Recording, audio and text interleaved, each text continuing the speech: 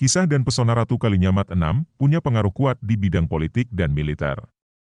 Ratu Kalinyamat tidak memiliki anak dari pernikahannya sehingga ia memiliki beberapa anak angkat untuk menemani kekosongannya. Ia mengasuh anak dari adiknya, Pangeran Timur yang masih sangat muda usianya ketika Sultan Trenggana meninggal. Setelah dewasa Pangeran Timur menjadi adipati di Madiun dan terkenal dengan nama Panembahan Madiun. Ratu Kalinyamat juga mengasuh Pangeran Arya seorang putra dari Maulana Hasanuddin, Raja Banten yang menikah dengan putri Demak bernama Ratu. Pangeran Arya ini kelak yang akan menggantikan Ratu Kalinyamat memimpin Jepara. Selain dua putra asuhnya itu, Ratu Kalinyamat juga turut membesarkan putra-putra Sultan Perawata yang merupakan adik kandungnya Ratu Kalinyamat. Ratu Kalinyamat juga memiliki putri angkat anak Sultan Cirebon bernama Dewi Wuryan. Kebaikan Ratu Kalinyamat, selain sebagai tumpuan keluarga besar Kerajaan Demak, Ratu juga membesarkan anak asuh dan kemenakannya dengan penuh tanggung jawab. Peran yang diembannya dilakukan dengan begitu baik. Bahkan, sepak terjang Ratu Kalinyamat telah diketahui melampaui zamannya. Ratu Kalinyamat sebagai pemimpin, yaitu Bupati Jepara memiliki pengaruh yang kuat di bidang politik dan militer. Ratu Kalinyamat pun dipercaya untuk bekerja sama militer oleh Raja Johor dalam mengusir Portugis tahun 1550. Ratu Kalinyamat menyetujui ajakan kerjasama dengan Johor dan mengirimkan 40 armada kapal yang berisi 4-5 ribu prajurit. Pada masa kepemimpinannya Jepara pun menjadi kerajaan bahari yang menjadikan rakyat dapat hidup dengan mengandalkan lautan sebagai sumber utama.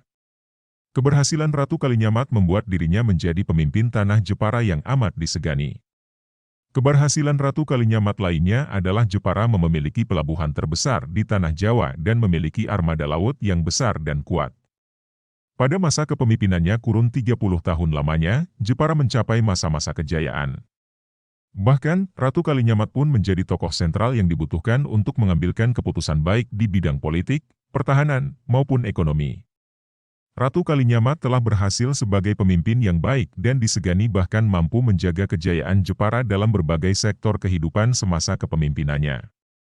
Hal lain yang tidak kalah penting yang ditinggalkan oleh Ratu Kalinyamat adalah pelajaran tasawuf dalam Islam. Hal ini tidak banyak diketahui akan tetapi perkembangan Islam di Jawa pada abad ke-16 termasuk di Jepara sangat dipengaruhi ajaran tasawuf. Inti ajaran tasawuf adalah kedekatan hubungan manusia dengan Allah. Cara mencapai ilmu ini adalah manusia harus dapat meninggalkan gemerlapnya dunia dengan melakukan tirakat atau bertapa. Tidak ditemukan secara pasti kapan tahun meninggalkan Ratu Kalinyamat, hanya diperkirakan pada tahun 1579, tetapi diketahui ia dimakamkan dekat suaminya di pemakaman Mantingan dekat Jepara.